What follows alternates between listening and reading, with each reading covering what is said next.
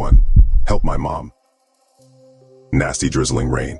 Summer didn't go well this year. For 2 months the sun appeared only a few days. Vadim walked down the street, cursing himself for the fact that in the morning he again believed the meteorologists and never bothered to take an umbrella with him. Drops of rain flowed down his collar in cold rivulets. Absorbed in his sad thoughts, the guy tried to move his already pretty wet feet as quickly as possible. Suddenly his gaze fell on a small bench near one of the entrances, or rather, a little black-haired girl who sat and hugged her thin shoulders with her arms. She looked to be about 10 years old. She was not dressed at all for the weather. The light short dress was already wet and stuck to her little body. The girl cried, lowering her head, now and then wiping her tiny, squelching nose with her sleeve. What happened, baby? Vadim turned to her, unable to simply pass by this heartbreaking picture. The girl only glanced at him warily from under her brows with her eyes red from tears and continued to cry. The guy approached the girl and, after hesitating a little, sat down next to her. Did someone offend you? The child shook his head negatively. From this movement, large drops of rainwater flew from her jet black hair to the ground. But she didn't seem to notice it at all. Do you need help? Vadim kept trying to get the child to talk. My mother feels bad. The girl sobbed. Where is your mother? The child pointed his finger at the entrance door. There. Come on, let's go. Vadim took the girl's hand, and he stood up decisively. Will you help? She asked, looking at the young man with hope. We'll try. They entered the dimly lit entrance. The girl confidently pulled the guy by the hand. To Vadim's surprise, she dragged him not to the stairs leading to the apartments, but to the open doorway of the basement. She's there, the child kept repeating. There. It was completely dark, but that didn't stop the girl. Wait a minute, baby. Vadim took out his phone and began to shine it into the impenetrable darkness. The screen kept going dark, and the guy had to turn it on again, unlocking the device. This slowed progress through the seemingly endless labyrinths of the old basement. This phone model had a flashlight function, but Vadim simply didn't have time to stop and try to find it in the device's clever menu. Suddenly, in one of the dark corners, he caught some movement. Having shined the light there, he suddenly became dumbfounded. In the corner, cowering like a hunted animal, sat a bloody, naked woman. There were deep bleeding cuts all over her body. There were many of them. Her long hair was matted with blood and hung in icicles on her head. The eyes looked at them in fear. An inhuman fear and horror froze in them. Mom, he will help. The girl tightly squeezed the hand of the speechless boy. Be patient a little longer, Mom. The woman quietly, and as it seemed to the guy, whined in a hunted manner. Only now Vadim noticed that one of her legs was chained with a rusty chain to some kind of metal pipe. Unable to look at all this any longer, he rushed to look for a way out. Having shown the light at his feet, the guy screamed in surprise and froze in place, not daring to take even a step. Severed, mutilated human limbs lay all over the floor. The floor was covered in blood. Vadim pulled back and stumbled. A severed human head rolled into the light from the phone. The guy could no longer hold back the cry of horror bursting from his chest. You promised to help. Hold her hands, the girl said, pointing at the woman, taking out a large kitchen knife from somewhere in her sleeve. She's twitching so much that I can't handle it alone. Mom has been hungry for a long time. The phone fell out of my hands and now went out forever. Story 2. Death must be earned. Once I needed a certain amount of money, which I could not earn quickly, so I decided to rent out the room. A student, let's call him Igor, responded to my ad. He was a good guy. No bad habits, clean. The only thing that bothered me was that he was extremely taciturn. During the entire time that he lived with me, 6 months, we only talked twice. When meeting and on New Year's Eve. We met him together, since I don't like guests and I didn't intend to go anywhere in the cold. When Igor returned from work, I was in a great mood, and I persuaded him to have a couple of glasses with me. It's a holiday after all, but it's hard to stop once you've started, isn't it? And so a couple of glasses turned into a liter. That's when he started talking. He told me something I shouldn't have known. When I was about 8 years old, Igor began. I lived with my grandmother in a small town. Our house was on the outskirts, and so my friends and I walked in the forest, which was a couple of kilometers from the city. We knew every stump in that forest, and we naturally wanted something new. Behind the forest there was a village about which there were various bad rumors. But we, second graders, didn't care.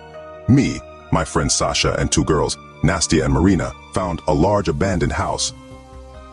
No one had lived in it for a long time. as there was a lot of dust everywhere, and a huge tree grew in the center. It had already broken through the ceiling of the second floor and rose above the roof. It was a beautiful place. We made this house our refuge. No adult could enter there, because the door was blocked, and the entrance was through a small hole in the wall. There were many secret drawers and doors in the house, most of which were no longer secret due to age. There we hid adult magazines, and the girls hid all sorts of dolls. We didn't tell any of our parents about our house, and why. They would have banned us from going there.